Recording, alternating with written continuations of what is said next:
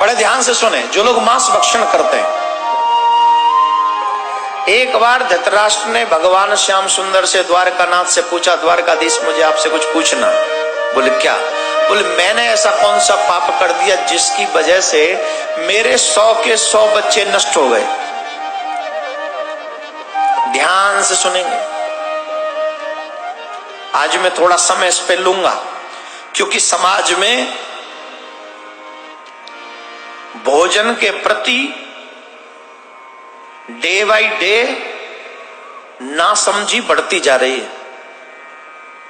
कुछ भी खा लो, कुछ भी खाने से अच्छी बात नहीं होगी। कुछ भी खाओगे तो भोगना तुम्हीं को पड़ेगा।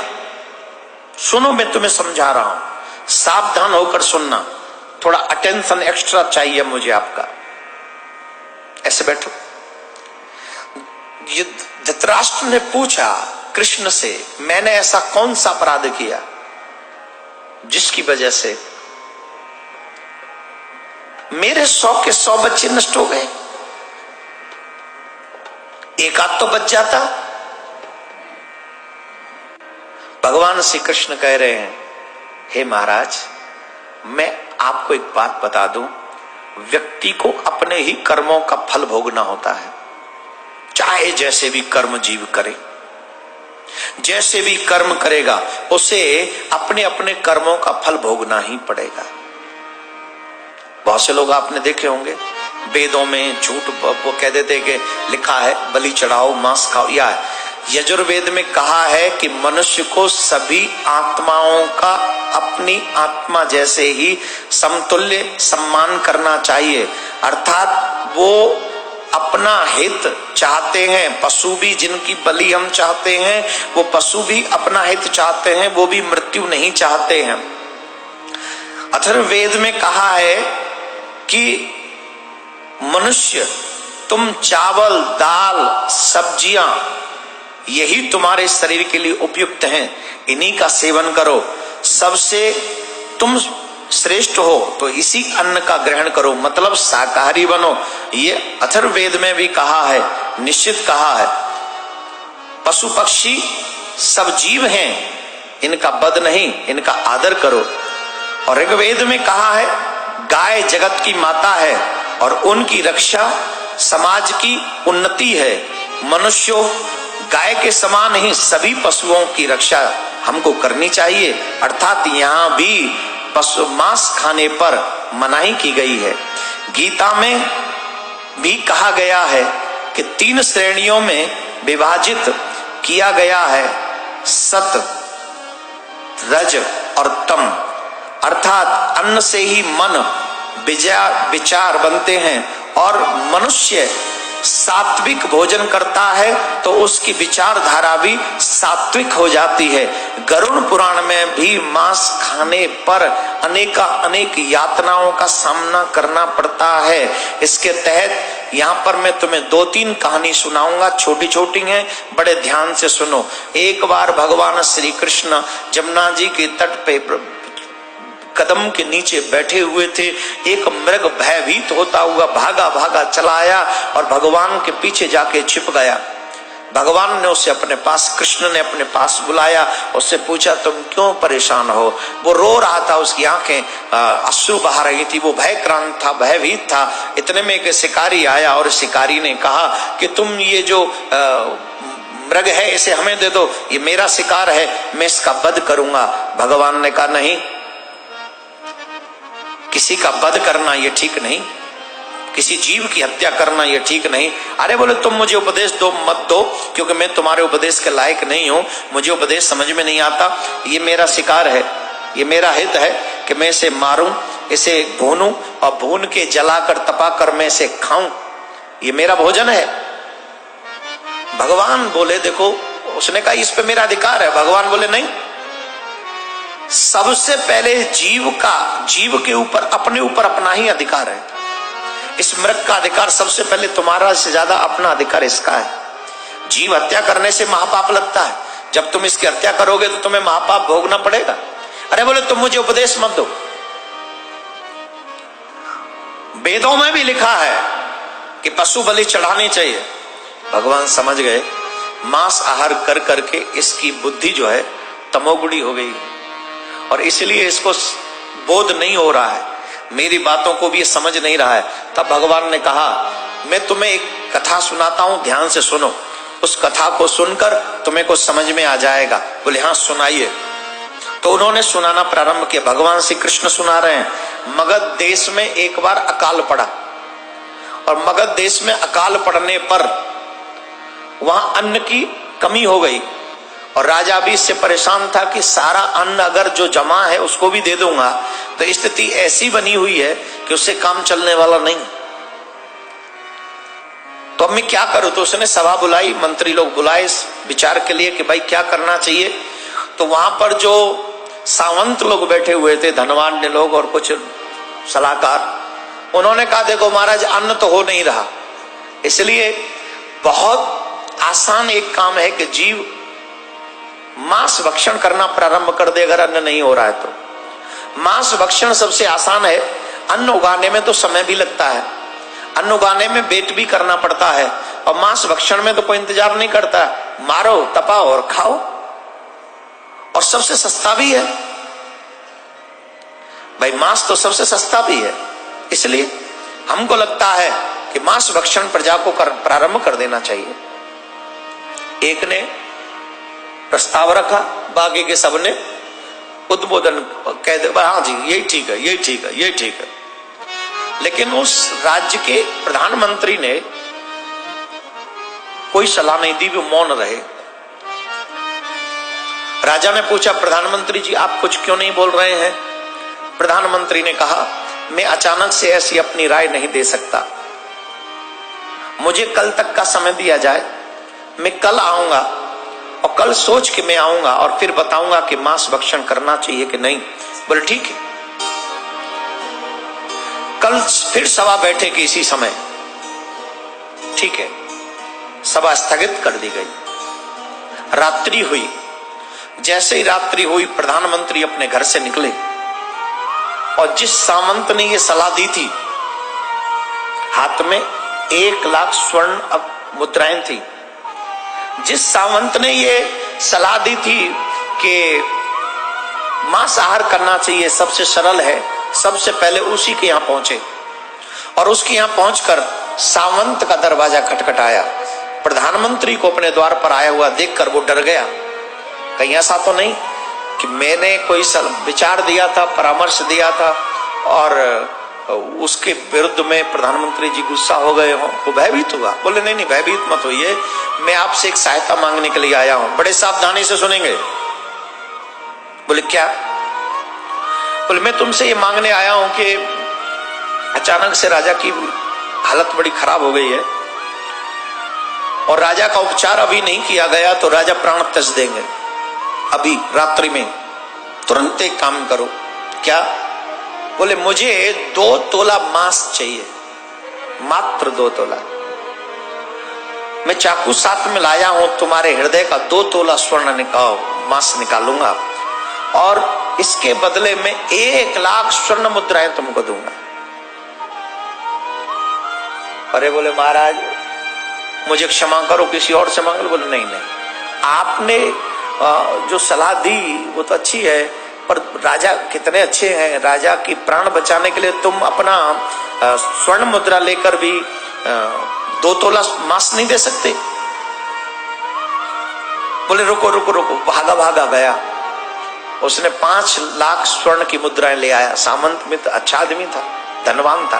बोले ये ले लो 5 लाख, मुझे छोड़ दो, किसी और से मांग लो, मुझे और किसी को बताना मत। प्रधानमंत्री लिए, फिर जिन्होंने उद्बोधन किया था, जिन्होंने समर्थन किया था, उनके पास में गए और उनसे कहा ऐसे ही कि महाराज की तबीयत खराब है और उनका प्राण कभी भी निकल सकता है, उनको 2 तोला मांस चाहिए। तो किसी ने 1 लाख स्वर्ण की मुद्राएं दी, किसी ने 5 लाख दी, किसी ने 10 लाख दी, लेकिन किसी ने 2 तोला स्वर्ण नहीं दिया और सबने एक ही बात 2 तोला मांस नहीं दिया। तो तोले के नाम पे ये स्वर्ण नहीं याद आता है, आजकल तोले में यही मिलता है, पर फिर भी मांस 2 तोला नहीं मिला उसे, प्रधानमंत्री को कहीं नहीं मिला 2 तोला मांस।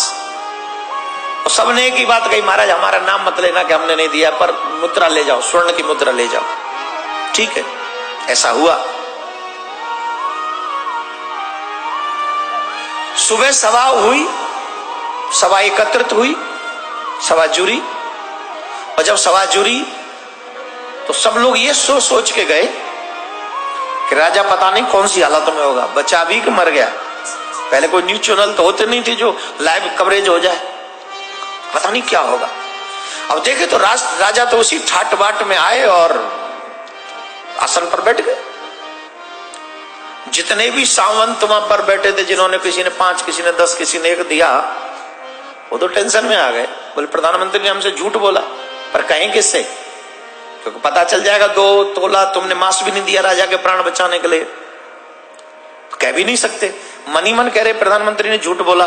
उतने में प्रधानमंत्री आए, और प्रधानमंत्री जब आए, राजा ने पूछा तुम्हारी क्या राय है प्रधानमंत्री जी। तो राजा से प्रधानमंत्री ने कहा, महाराज सारी रात ढूंढा मैंने, ये महोदय कह रहे थे मांस बहुत सस्ता है, 2 तोला मांस लेने के लिए गया मैं, सारी रात मेहनत करी, मुझे 2 तोला मांस नहीं मिला। फिर सामने 1 करोड़ सोने की असरफियां पटक दी। ये क्या है? बोले महाराज 1 करोड़ सोने की असरफियां हैं, लेकिन 2 तोला मांस नहीं मिला मुझे। जो कह रहे थे मांस सस्ता होता है, मांस सस्ता नहीं होता है। आप अपने में से 1 तोला मांस निकाल के देखिए, तब तुम्हें पता चलेगा कि मांस खाना कितना बड़ा अपराध है, कितना बड़ा अपराध है। अपने में से 1 तोला निकाल के खाओ ना। दूसरों का किलो आधी किलो खा जाने वाले अपना 1 तोला भी तो निकाल के खाओ ना। प्रधानमंत्री ने कहा सस्ता नहीं है, और जीव हत्या, मांस भक्षण से जीव की विचारधारा खराब होगी, तो ये बिल्कुल नहीं करना चाहिए। प्रधानमंत्री की बात को राजा ने अप्रिशिएट किया, वाह धन्य है। फिर वो 1 करोड़ असरफियां किसानों की व्यवस्था में लगा दी गई, पानी के संसाधन बढ़ा दिए गए, जिससे उनकी जल्दी से किसानों को अन्न मिल सके। भगवान श्री कृष्ण की इस कथा को सुनकर उस शिकारी ने भी शिकार करना बंद कर दिया। लेकिन धर्मराज धृतराष्ट्र ने कहा, मैंने कौन सा अपराध किया जिसकी बदले मेरे 100 पुत्र मर गए। तो भगवान श्री कृष्ण कह रहे, महाराज जरा ध्यान से सुनो, आप पूर्व जन्म में एक राजा थे, बड़े धार्मिक राजा थे। सावधानी से सुनना, बहुत काम आएगी। जो लोग मांस खाते हैं बिना सोचे समझे, उनको आज जगने का अवसर है। और जब तुम्हारी आंखें खुल जाएं तो आगे भी शेयर कर दीजिएगा, जिससे औरों की भी आंखें खुल जाएं, क्योंकि ये कहानी आपकी आंखें खोलने के लिए पर्याप्त है जो बोलने जा रहा हूं। और इतने पर भी जो लोग ना समझे, उन्हें एक बात समझ लेनी चाहिए कि आपने अपने हाथों से अपने विनाश के लेटर पर साइन कर दिया है। अपने विनाश के लेटर पर आप लोगों ने साइन कर दिया है। अगर इसके बाद भी ना सुधरे तो ये विनाश का लेटर है, साइन करना है कि नहीं वो तुम जानो। महाराज कह रहे हैं भगवान श्याम सुंदर कि आप पूर्व जन्म में एक बहुत बड़े धार्मिक राजा थे। आप ही के देश में एक बहुत अच्छे पति पत्नी ब्राह्मण रहा करते थे, और वो ब्राह्मण पति पत्नी बड़े श्रेष्ठ थे, बहुत अच्छे थे, धार्मिक थे।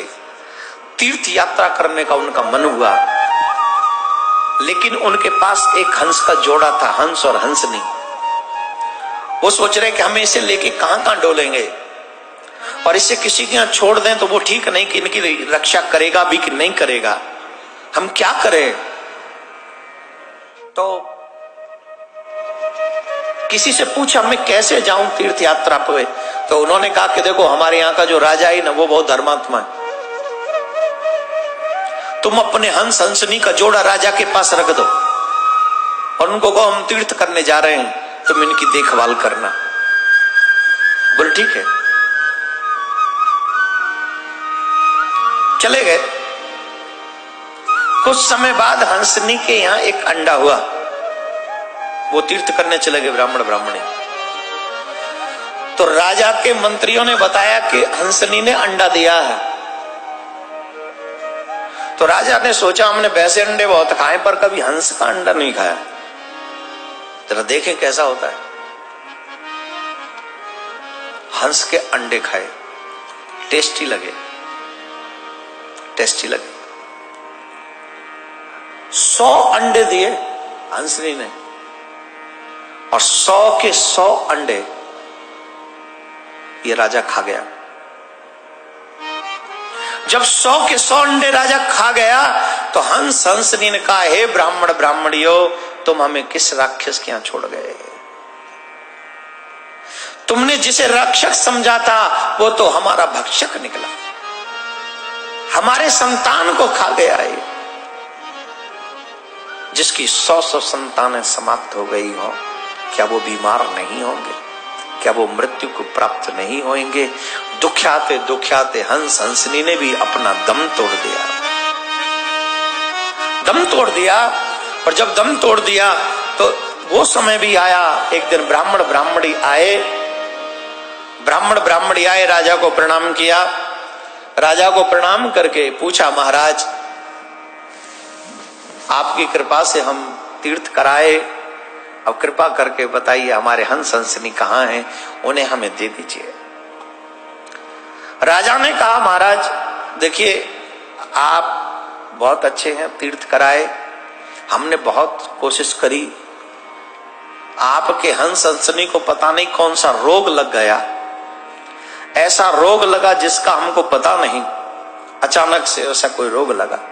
हमने अपने वैद्य इत्यादि सब लगाए, सब व्यवस्थाएं की, पर महाराज हम आपके हंसनी को बचा नहीं सके, दोनों ने प्राण त्याग दिए। तो राजा की बात को सत्य मानकर ब्राह्मण ब्राह्मणी वहां से चले गए। भगवान कह रहे, महाराज वही 100 अंडे आपके पुत्र बने आकर, वही 100 अंडे आपके पुत्र बने आकर, और आप तो अंधे थे ही, लेकिन आपका सहारा वही बच्चे थे, पर अपना बदला लेने के लिए वो बीच भंवर में, बीच यात्रा में छोड़कर तुमको चले गए। तुमने हंसनी के अंडे खा लिए और वही अंडे तुम्हारे बच्चे बने, और तुमसे बदला लेने के लिए बीच में ही छोड़कर चले गए, समाप्त हो गए। तुम्हें तुम्हारे कर्म का ही फल मिला है, किसी और के कर्म का फल आपको नहीं मिला। तो मैं यहां पर इस कथा के माध्यम से एक बात समझा देना चाहता हूं, जो जीव मांस भक्षण करते हैं उनका फल हमें और हमारी नेक्स्ट जनरेशन को भी भोगना पड़ता है, और इस जन्म में न भोग पाए तो अगले जन्म तक भी भोगना। गरुड़ पुराण में तो मांस भक्षण करने वाले को यमराज के यहां पर यमपुरी में जैसी जैसी यातनाएं दी जाती हैं, आप पढ़िएगा। इसलिए आज इस कथा को सुनने के बाद संकल्प कीजिए, न हम न हमारे बच्चे कभी मांस भक्षण हम नहीं करने देंगे, चाहे कुछ भी हो जाए। सीख लो, इस बात को सीखना जरूरी है, बहुत जरूरी। भगवान